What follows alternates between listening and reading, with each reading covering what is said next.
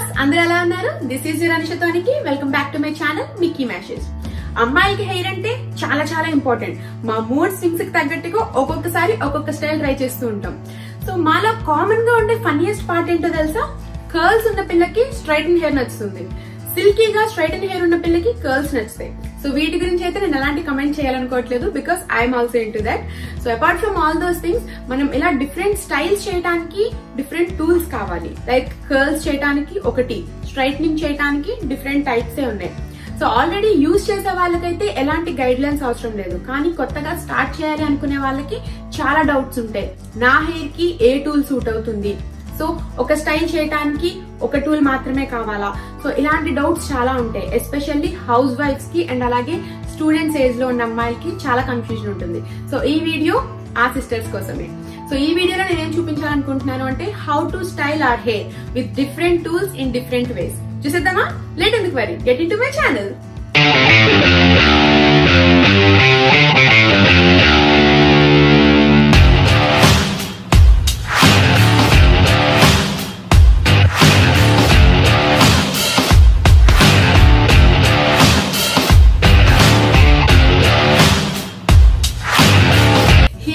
With my wet hair, I just finished my shower.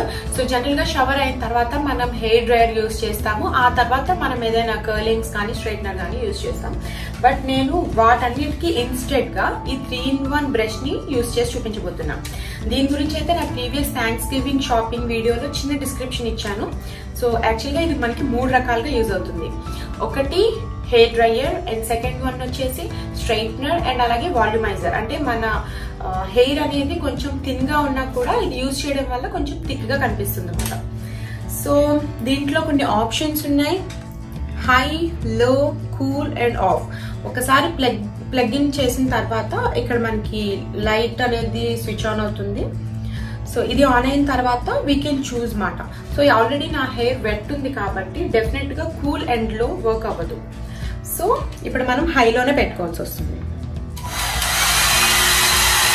Hair styles ఎలాంటివి చేసుకున్నా heating tools వాడేటప్పుడు either curling are లేకపోతే straightening. So మనం hair కి precautionary thing లాగా హెయిర్ సీరం అప్లై చేసుకోవటం మంచిది. సో ఏంటి అంటే ఇది few drops of hair serum ని తీసుకొని బిఫోర్ స్ట్రైట్నింగ్ ఆర్ హెయిర్ మన హెయిర్ కి అప్లై చేసుకుంటే లైక్ మన హెయిర్ డ్యామేజ్ అవ్వకుండా ప్రొటెక్షన్ లాగా పనిచేస్తుంది.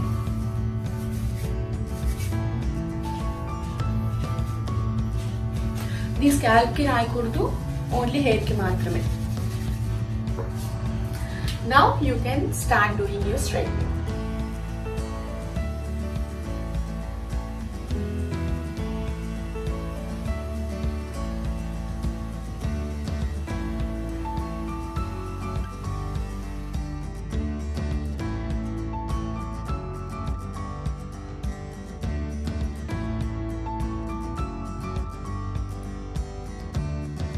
This is the final output. And ఇప్పుడు మీరు చూస్తున్న హెయిర్ కి అండ్ బిగినింగ్ లో నా నార్మల్ హెయిర్ కి డిఫరెన్స్ మీకు క్లియర్ గా కనిపిస్తుంది. అండ్ ఎక్కువగా వాల్యూమ్ ఎక్కువ ఉన్నట్టుగా కూడా కనిపిస్తుంది. And of course it got స్ట్రైటెన్.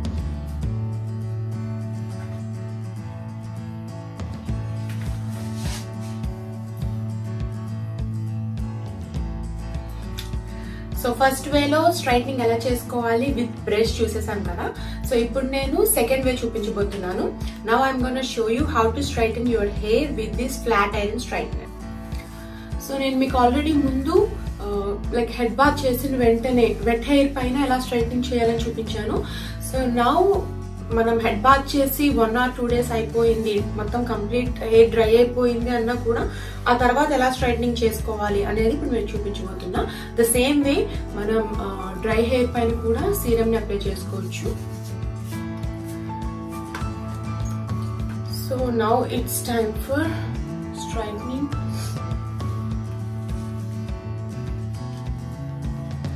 Take a little amount of hair.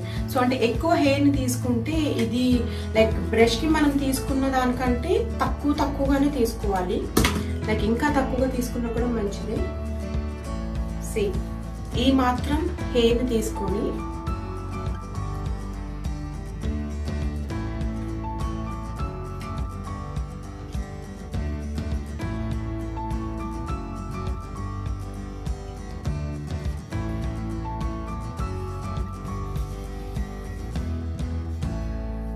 ఒక పార్ట్ ఆఫ్ హెయిర్ ని మినిమం 4 to 5 times అలా చేయడం వల్ల, అది కూడా ఫాస్ట్ గా మూవ్ చేయొద్దు, జస్ట్ ఇక్కడ పెట్టిన తర్వాత స్లోగా మూవ్ చేస్తే మీకు మేబీ 2-3 times లో కల్లా కూడా స్ట్రైటన్ అయిపోతుంది. సో ఇప్పటి వరకు నేను half of my hair straighten చేసేసాను. So this is my normal wiggly hair and this is my straightened hair, so you guys can clearly see the difference kada. Now all set. So rendu vaipula straightening అయిపోయింది ఇది. So the final result will be like this. ఇప్పుడు మనం straightening tools గురించి ఒక మాటలో review చెప్పాలి అంటే we used these two. So ఇదేంటి అంటే ఈజీ టు యూజ్, త్వరగా అయిపోతుంది, రోజు వాడినా కూడా డ్యామేజ్ పెద్దగా అవ్వదు, అండ్ అలాగే హీట్ చాలా తక్కువ ఉంటుంది. ఇది పర్ఫెక్ట్ గా స్ట్రైటన్ చేస్తుంది, హీట్ ఎక్కువగా తీసుకుంటుంది, టైం కూడా కొంచెం ఎక్కువగానే తీసుకుంటుంది. అండ్ ఇదేంటి అంటే ప్రొఫెషనల్స్ కూడా నేను సజెస్ట్ చేసేది ఏంటి అంటే రోజు వాడకపోతేనే మంచిది, ఎందుకంటే ఎక్కువ హీట్ తీసుకుంటుంది కాబట్టి it's only occasionally preferable. Already hair ని ఎలా స్ట్రైట్నింగ్ చేసుకోవాలో నేను 2 ways లో చూపించాను. ఇప్పుడు కర్ల్స్ ఎలా చేయాలో చూపించబోతున్నా. So mostly silky and straightening hair ఉన్న వాళ్ళే కర్ల్స్ ని ప్రిఫర్ చేస్తారు. సో అందుకోసం అని చెప్పి నేను ఆల్రెడీ లైట్ గా స్ట్రైట్నింగ్ చేసిన హెయిర్ పైనే మీకు కర్ల్స్ ఎలా చేయాలో చూపించబోతున్నా. సో దీనికి మనకి కావాల్సిన టూల్ వచ్చేసి ఇది is called curl wand. So దీంతో ఇప్పుడు మనం కర్ల్స్ ఎలా చేసుకోవాలో చూసేద్దాం. Let's start.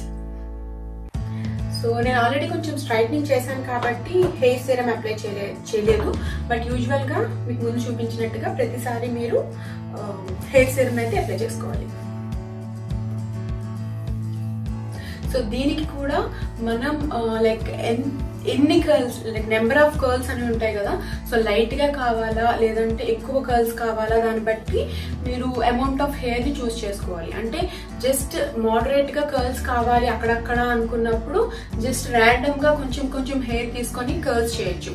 లేదు కంప్లీట్ గా లైక్ వేవ్స్ కావాలి, మోర్ వేవ్స్ కావాలి, ఎక్కువ కర్ల్స్ కావాలి అనుకునేటప్పుడు లైక్ మనం కొంచెం కొంచెం హెయిర్ ని ఎక్కువ పార్ట్స్ గా తీసుకొని కర్ల్స్ చేయాలి. I'll show you one. Length కూడా ఎక్కడి నుంచి మీకు కర్ల్ కావాలి. నేను లైక్ 3/4 హెయిర్ ని వదిలేసి మిగిలిన 1/4 హెయిర్ కి మాత్రమే కర్ల్ చేస్తున్నాను.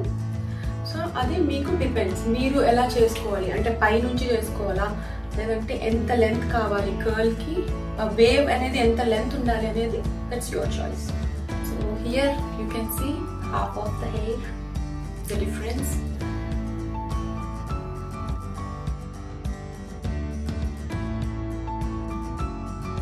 Here is the output.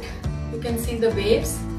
So దీన్ని లైక్ ఏ రేంజ్ లో కావాలంటే ఆ రేంజ్ లో మనం చేసుకోవచ్చు, like light, moderate, heavy. So అది మీ చాయిస్. సో దానికి ఎలాంటి ఆప్షన్స్ లేవు, ఇందులో అయితే ఆప్షన్స్ లేవు, మనం మాన్యువల్ గా చేసుకోవచ్చు. సో ఇది కర్లింగ్ ప్రొసీజర్.